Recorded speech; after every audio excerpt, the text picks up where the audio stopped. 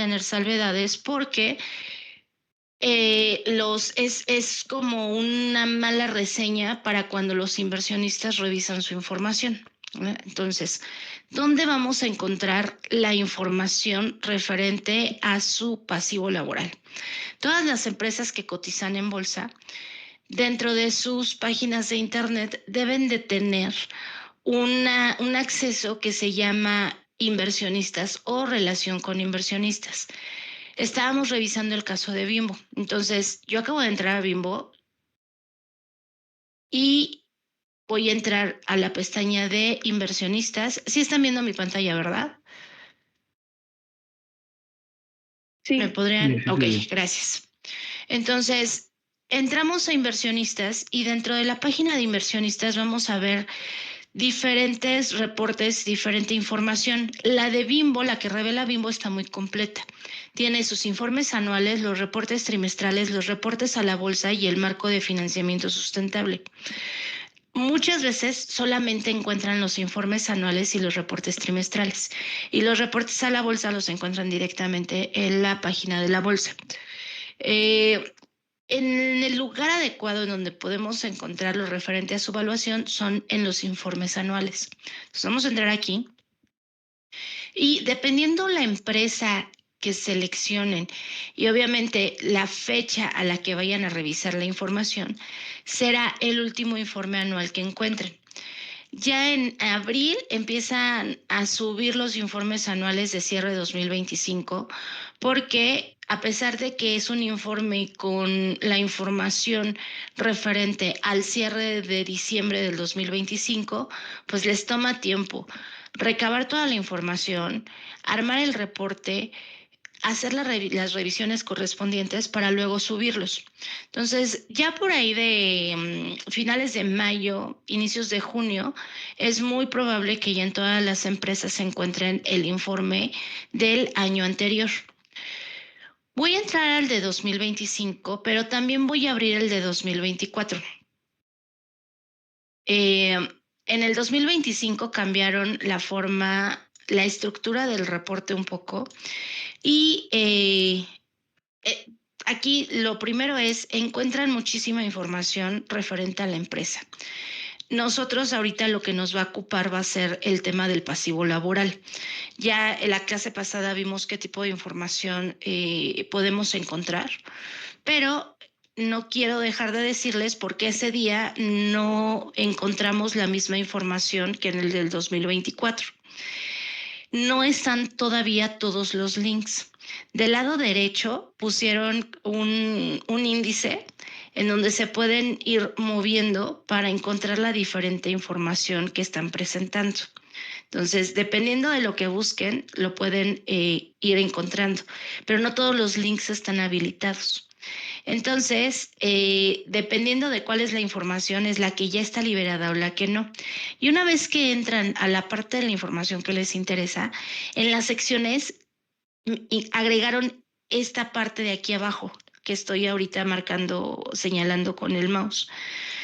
Pero no todos los links están liberados todavía. Si se dan cuenta que hay una hojita con un clip y debería de enviarnos a otro lugar. En esta parte, por ejemplo, todavía no está cargado el archivo adjunto y por lo tanto no podemos entrar. Por ejemplo, aquí conoce más. Ahí está por ejemplo, ya está liberado y ya se puede revisar la información.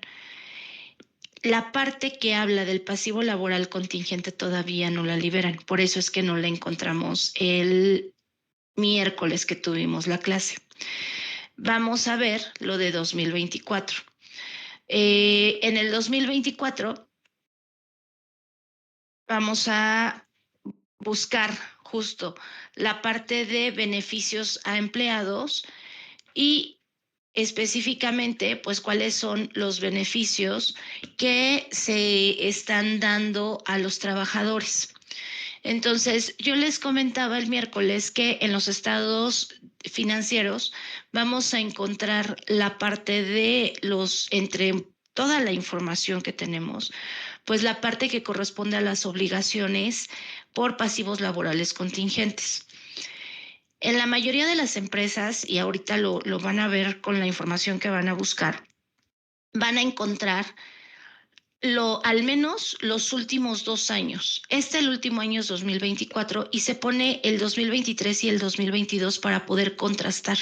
Siempre van a venir al menos 2 ejercicios para efectos comparativos. Entonces pueden encontrar 2 o en algunos casos hasta 3 años de información. La columna que se llama notas se conocen como notas a estados financieros. Y si nosotros queremos conocer ¿a qué se refiere, por ejemplo, en esta parte en donde son los estados consolidados de flujos de efectivo y nos habla de ajustes?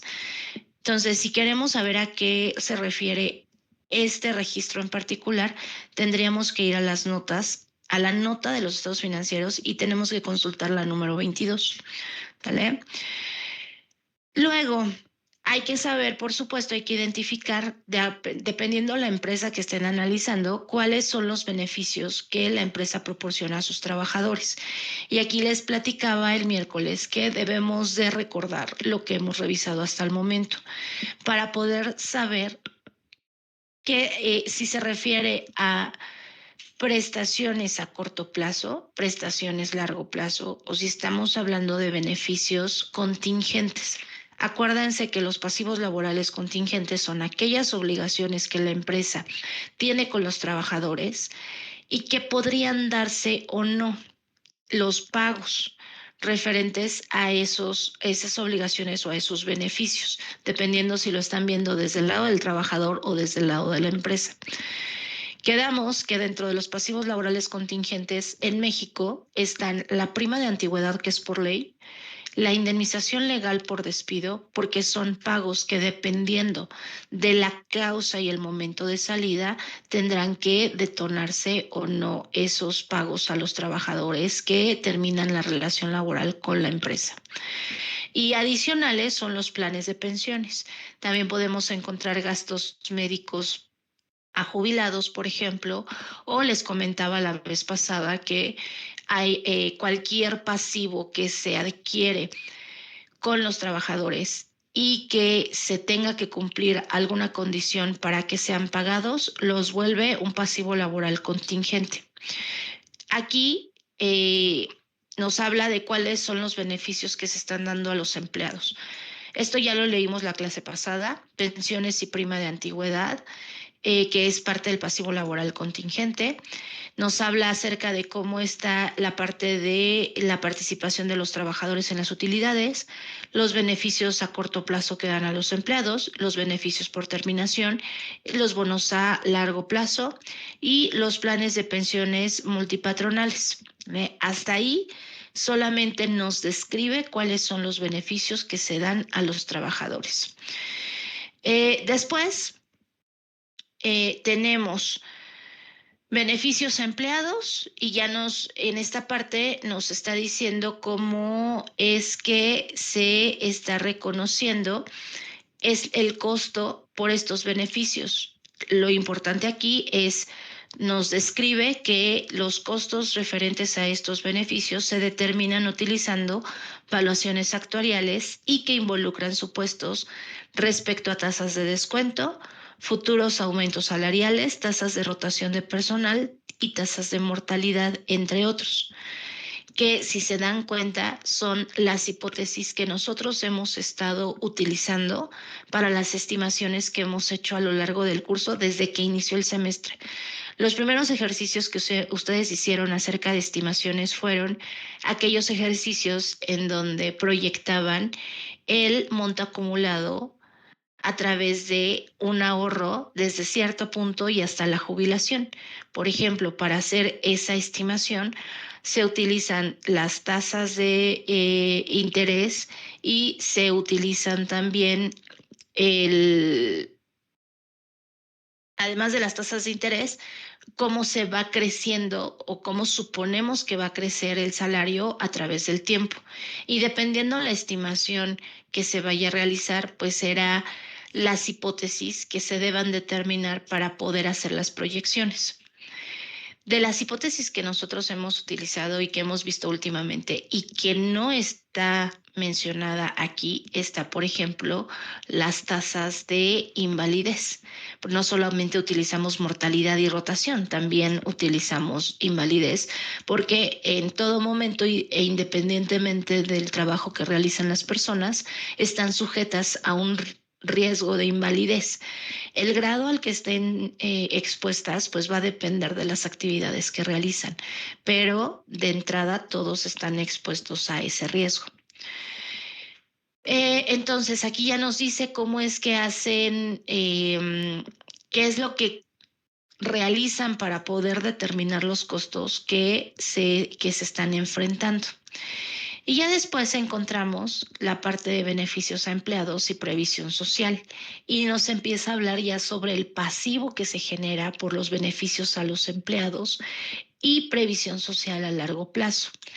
Nos habla de que presentan los resultados por segmento geográfico y nos dan el de México, Estados Unidos y Latinoamérica. Y nos dan los montos. Para efectos de lo que vamos a hacer hoy, no necesitamos los montos porque eso ya va a ser un análisis final. Lo que yo quiero que ahorita detectemos son las hipótesis financieras y las hipótesis actuariales, para que no solamente se queden con la teoría de las recomendaciones que revisamos con la carta que emite la MAC y que hemos estado o que revisamos la semana, a inicios de la semana, que fue lo que estuvimos leyendo, ¿no? ¿Qué recomendaciones nos dan para seleccionar la tasa de descuento, la tasa de incremento salarial, la tasa de incremento al salario mínimo y las tablas de decrementos que necesitemos para las evaluaciones? Entonces, una parte importante es cómo pasamos de esa teoría que nos está dando la carta de recomendaciones de la MAC a verlo reflejado ya en la práctica. Y qué mejor que verlo con casos reales. Entonces, por el momento, solamente el que sepan que van a encontrar esta información, lo mismo, en el caso de Bimbo siempre presentan los últimos 3 años de información para efectos comparativos. Nos dan detalle de lo que están presentando de México, Estados Unidos y Canadá. No me voy a meter mucho en esto.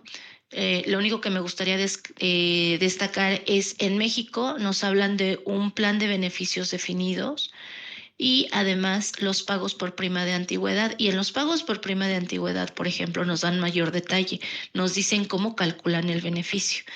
Y lo que está descrito aquí, que nos ponen, consiste en un pago único de 12 días por cada año trabajado, con base al último sueldo limitado al doble del salario mínimo vigente a la fecha de pago establecido por ley para todo su personal.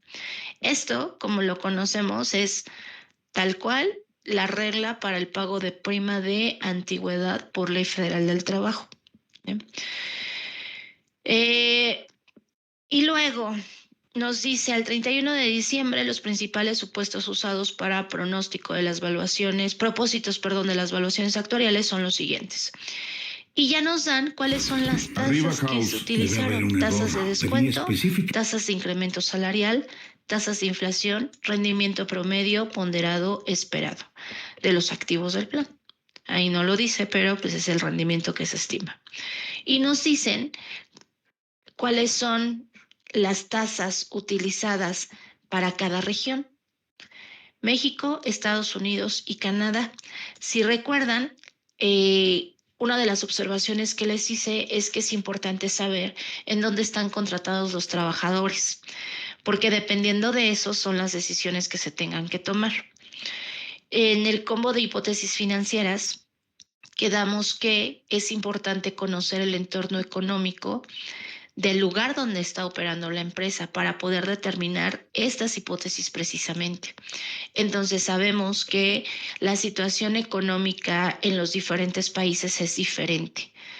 Hay países en donde puede ser similar, sin embargo, para cada uno debe de hacerse un análisis para poder determinar las hipótesis que reflejen mejor el entorno económico y pues pueden ser similares o pueden ser diferentes si la situación es completamente distinta. Si se dan cuenta, Por ejemplo, la tasa de incremento salarial es la misma en los 3 años y eso tiene todo el sentido porque el propósito es hacer la evaluación a largo plazo.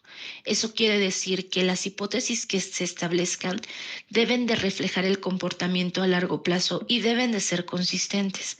Si encontramos alguna diferente es porque o se está dando una experiencia distinta, por lo cual el actuario que realizó la evaluación tomó la decisión de ya hacer una modificación en esa hipótesis para reflejar de acuerdo a lo que está sucediendo lo que podríamos esperar en el futuro, o se pudo haber tenido un cambio en las políticas o un cambio en la administración, de tal manera que lo que se espera a futuro no va a ser igual que lo que ha sucedido hacia atrás.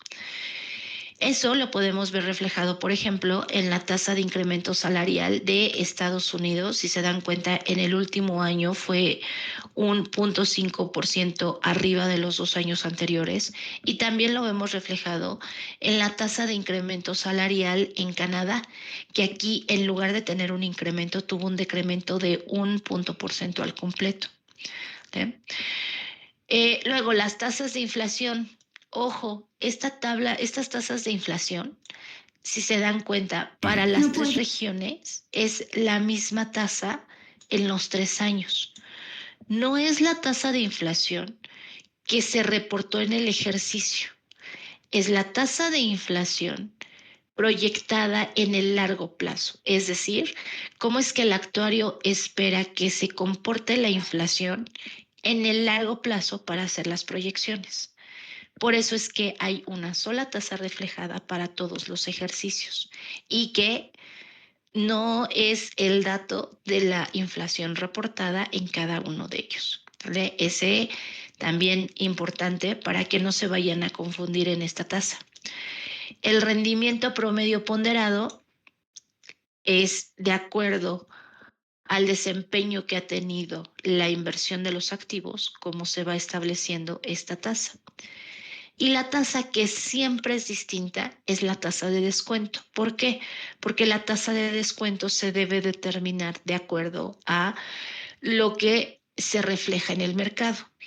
Es decir, para poder determinar la tasa de descuento se debe de consultar cuáles son los rendimientos que tiene reportados los bonos gubernamentales a largo plazo, que es el principal instrumento que se toma como referencia para poder hacer y determinar la tasa que se va a utilizar para la evaluación.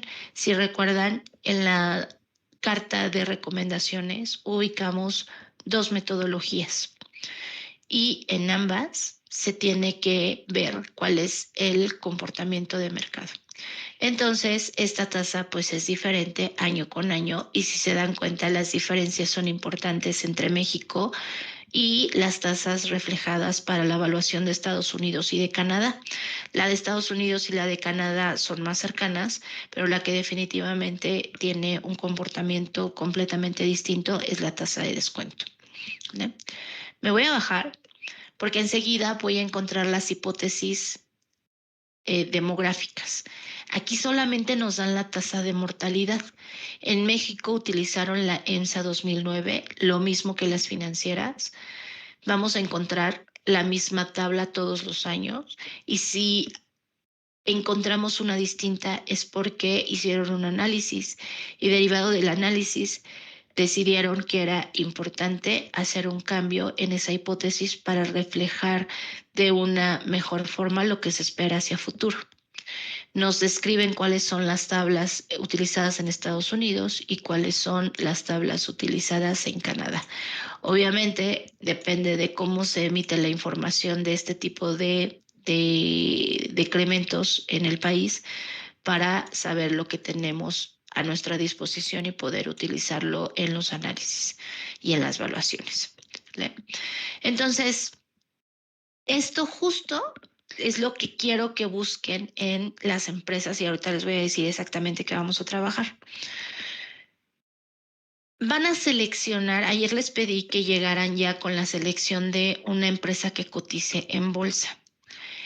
La actividad es, entren a su página de internet entren a la parte de inversionistas o relación con inversionistas, busquen su último reporte anual y detecten, uno, cuáles son los beneficios a largo plazo, es decir, los beneficios que conforman el pasivo laboral contingente de la empresa que hayan seleccionado.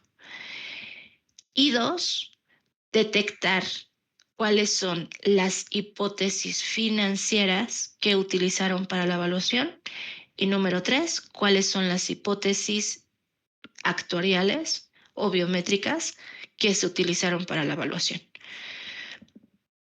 En este caso, lo que describirían sería: se hace la evaluación en 3 regiones, México, Estados Unidos y Canadá. En México se proporcionan planes de pensiones, primas de antigüedad. En Estados Unidos, planes de pensiones, beneficios de previsión social posteriores al retiro, hablando de gastos médicos a un grupo de empleados elegibles. Y en la parte de Canadá, plan de pensión de beneficios definidos. Y luego, en el punto 2, lo que tendrían que poner es esta tabla de hipótesis financieras. Igual, si es por regiones, se ponen por regiones. Y como número 3, el combo de hipótesis. ¿Vale? No todos van a encontrar exactamente la misma información. Por ejemplo, hay quienes solamente van a encontrar la tasa de descuento y las tasas de incremento salarial. Y si solo es una región, solamente lo encontrarán de la región en donde se hizo la evaluación. Hay otros que solamente encontrarán los últimos 2 años de información. Hay quienes van a encontrar, además de la tasa de mortalidad, la tasa de invalidez o la tabla de invalidez que utilizaron para la evaluación, probablemente la tabla de rotación, ¿sí? La intención de este ejercicio que van a hacer es que, uno, veamos cómo no todos los reportes son exactamente iguales y que dependiendo de la información que se va revelando es qué tanto conocimiento podemos tener de lo que nos interesa en esta parte, que es la evaluación actuarial. Y sobre todo que veamos en qué niveles están las tasas con las que se hicieron las evaluaciones en estos años, ya sea los últimos 3 o los últimos 2, dependiendo de la información que haya revelado la empresa que seleccionaron. ¿Por qué?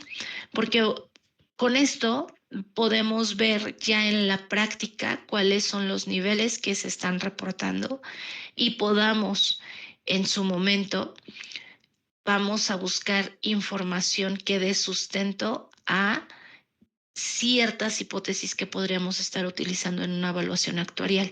Y por supuesto, el conocer cómo fue el reporte y la evaluación de diferentes empresas en los últimos 2 ejercicios nos da ya un panorama completo y tener información con la cual podamos comparar. ¿Sale? Entonces, esa es la actividad. Pueden comenzar. La actividad es individual. Como siempre, yo me quedo aquí conectada para ir contestando preguntas o si necesitan que los ayude o los oriente en algo, me van preguntando, ¿sale? Y voy a abrirles el espacio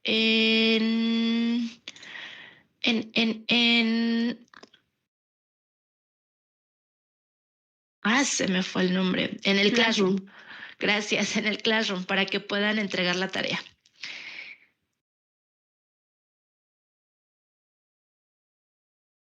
Maestra, ¿podemos tomar un informe anual igual del 2024? Sí. Todavía muchas empresas no suben el de 2025. Entonces, lo más probable es que la mayoría encuentre como último reporte el de 2024.